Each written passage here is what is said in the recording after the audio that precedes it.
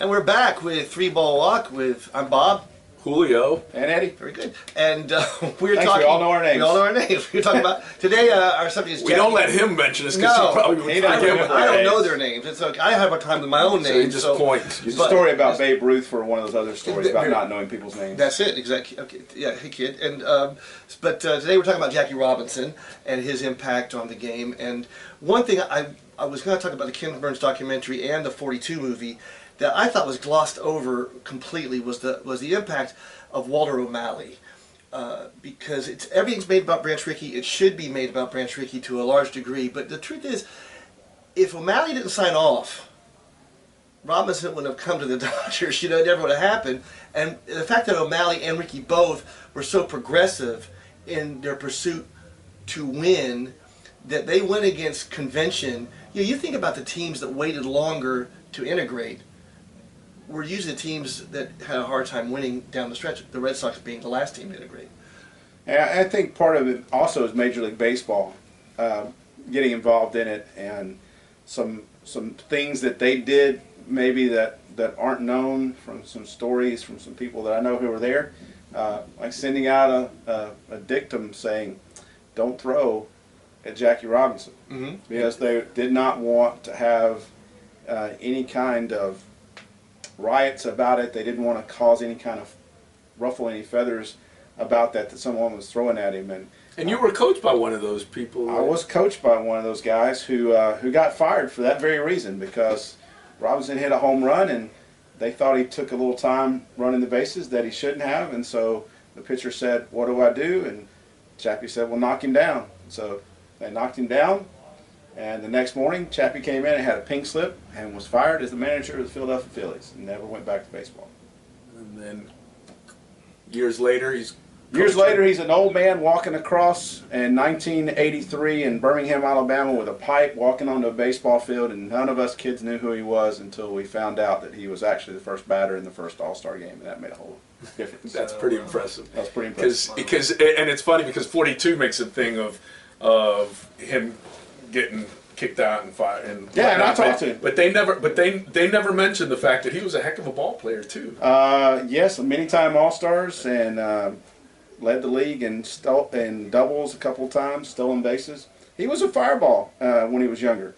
But when he got older, I think he had greater respect for Jackie Robinson than is portrayed in that movie, and certainly had changed a lot from where he had been in 1940s and 50s growing up as a kid from Alabama. He grew up as a product of his environment, and then learned that wasn't the right way to be, and have changed a lot. And a lot of people, I wrote something on Seamheads about that, and I got a lot of hate mail saying he's still he's a racist and he is this, and yeah, he was, but he wasn't when I knew him. And I think people can grow and change, and I think that's what a lot of people feel about Jackie Robinson, who grew up in that era, who had real issues with that, but who realized, hey, I was wrong.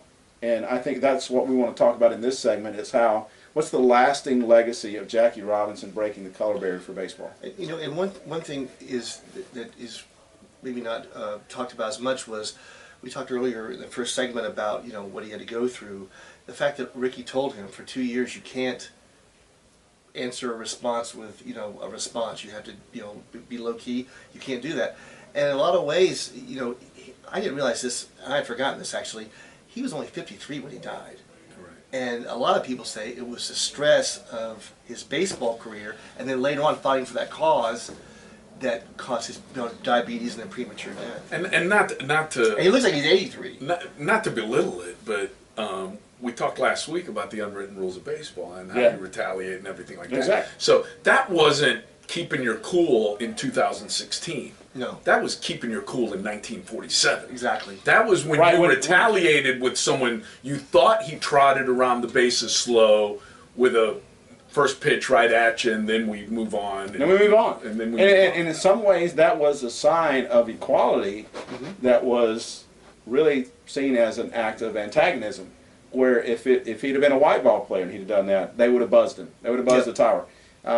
But you couldn't go against Major League Baseball. That was my thing, is that they said that. And I think what Jackie Robinson did for so many players that came after him is to say, this is the way you handle yourself. And right or wrong, in terms of that era, that was the perfect way to handle himself. I think the reason why Martin Luther King was successful in getting the civil rights movement launched is because he did it the right way. He did it by winning hearts rather than trying to win laws. He did it by communicating the truths of equality of who we are made after God's image. And I think that was sort of what Jackie Robinson portrayed is, I'm a baseball player. Yep. I'll go out on the field, I do my job, I swing the bat, I hit the ball's hit, I go catch it, I throw the guy out, I steal bases. I do what I can do to help my team win. And when you do that, I don't care who you are, the rest of the guys on your team are going to rally to you eventually because you're going to win them over. Well, Buck O'Neil tells a great story about when Jackie, the one year he was in the Negro Leagues with the Monarchs, and they'd been going to a gas station for who knows how many years to buy gas, but they couldn't use the restroom. And Jackie goes, I need to use the restroom. He goes, you can't use the restroom.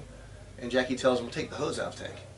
Because he's going to sell 100 gallons of gas. And Buck O'Neil says, and he goes, okay, you guys can go to the bathroom, but don't stay long. But he thinks this guy, he changed our thinking.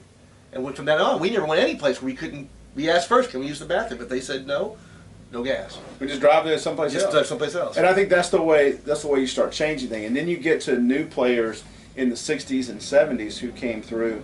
And different era altogether in America. Different things are happening, different social things that are going on. The 70s, you have Hank Aaron trying to break Babe Ruth's record. And I think one of the things that we talked about in the break was I think he had a really rougher time because he's doing it in Atlanta, Georgia. Yeah. In Atlanta, Georgia in the 70s, and I grew up in Birmingham, Alabama in the 70s, there were still lots of pockets of people who did not like people of color and did not like people of African descent and did not like the fact that Hank Aaron was going to break Babe Ruth's, the Great White Hope's record.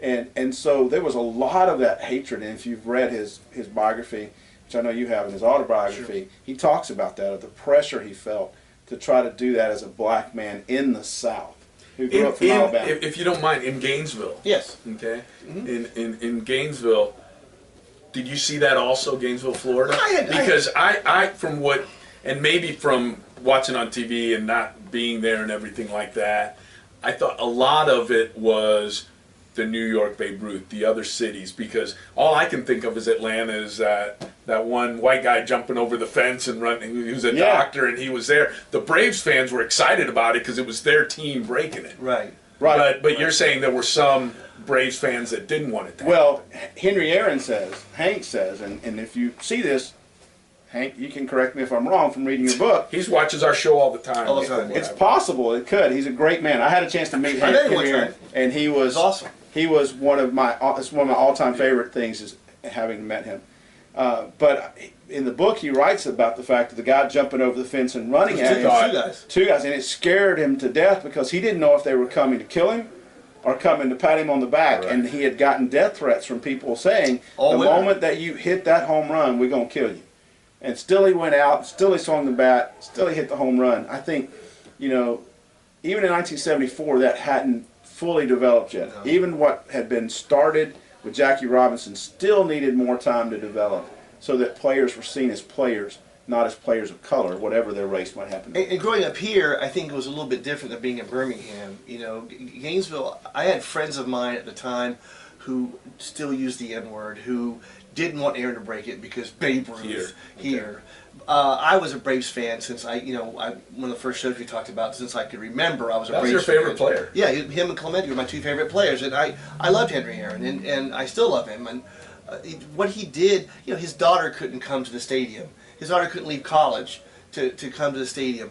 You think about if you went to work today and you had to worry about someone possibly shooting you. Okay, I mean, you're going to be freaked out. And he's in front of 40,000 or whatever people Fulton County held back then. What he went through and the fact that he still is able to do it is a testimony only just to who he is. But I think what Eddie, we both talked about before, is due to Jackie Robinson having that kind of attitude, the determination to succeed, which is what Robinson brought. And to see Henry Aaron break the record, I mean, I still... And now you get to the part where Barry Bonds was breaking the record. Yeah. And it wasn't about color then. No. It was about whether or not he was on steroids. Yep. Whether or not he was on that. So the progression of guys breaking records, and you talked about, Maris breaking the record and facing In New pressure York, yeah. in New York because it was one of the beloved Yankees was breaking. Well, it was too, and it was Mickey Mantle too. He was fighting the love of Mickey Mantle and the love of Babe Ruth, but it was New York, and he didn't have it easy. His hair was falling out and everything. Yeah. Baseball traditionalists, and one of the neat traditions that's going on now, and we'll see it on Friday, this week on April 15th. Every year, every player on every major league team wears number 42. Yep. And the first year that happened, 1997 was the 50th anniversary. And Bud Selig put out the thing, Jackie Robinson Day will be celebrated every year on April 15th. Here's what's going to happen. And I found it interesting because by that time there were about 7 guys that wore number 52 or number 42 in the major leagues. And they got grandfathered in. They didn't have to give up their number, but no one else, new player, could wear it in. I was with the Marlins that year, and I remember at the end of the year, Dave Dombrowski, our GM, now with the Red Sox, Dave gave me a ball case. It was a case with 4 baseballs in it being held by and they were game-used baseballs, one from the World Series against the Indians, one from the NLCS against the Braves, and one from the Division Series against the Giants, and one was an opening day baseball, which was Jackie Robinson commemorative day and everything like that. And every team in Major League Baseball, and if I'd have known, I got this show thrown on me at the last second, or else I would have brought the ball and shown it because it's neat. And now every year that's We'll bring it celebrated. next week. We'll show it next week. We had memorabilia you want to segment. know? Here's the little. We had Dennis Cook, lefty reliever, wore 42, got to keep wearing it that year. The next year, got traded to the Mets, went to the Mets, and even though he had worn 42 his entire career up in that time, it was with a new team, and they wouldn't let him wear 42. I remember that was interesting. Last guy to wear 42? Mariano. Mariano Rivera. He retired wearing 42. Just last time. Which will mean 42 will be retired from the Braves. I mean, from the Yankees. It'll be double retired from the Yankees. Because no one, I mean, pretty soon the Yankees are going to have to invent numbers. They're going to be in the 100s. Well, they got 2. And see, that's something they already did because number 120. 6 is double retired, isn't it? I'm not certain about that. If you know that, let us know. I think There's a couple of numbers that are double retired. it's Yogi Berra. He was 8. 8. he was No, 8. DiMaggio. DiMaggio was Dickey? 5. Dickey was 6. Dickey was 6, and then they retired it later or they had given it to Dickey before they retired it, and then they wanted. And I can't They gave say it to I don't Mantle. know the Yankees. No, they gave it to Mantle. No, And but they gave it to someone else, and then when he got done playing, they gave it to Dickey. Dickey wore number 6, and while Dickey was wearing it, they retired it for the guy that had worn it right before. I didn't know that. And then when Dickey retired, they retired it again. No, no. Somebody, if you know that, write us in. Please, Tell us. write it in. We'll find it But out. I guarantee you, the Yankees will double retire. They'll every team has which is kind of funny. The Reds, you have all these red numbers 42. retired, and there's a blue one, 42 in the middle. Yeah. Everyone else, Yankee Stadium, you have all those, and you have the blue 42. Rest assured, there's going to be a Navy 42 retired up there. Absolutely.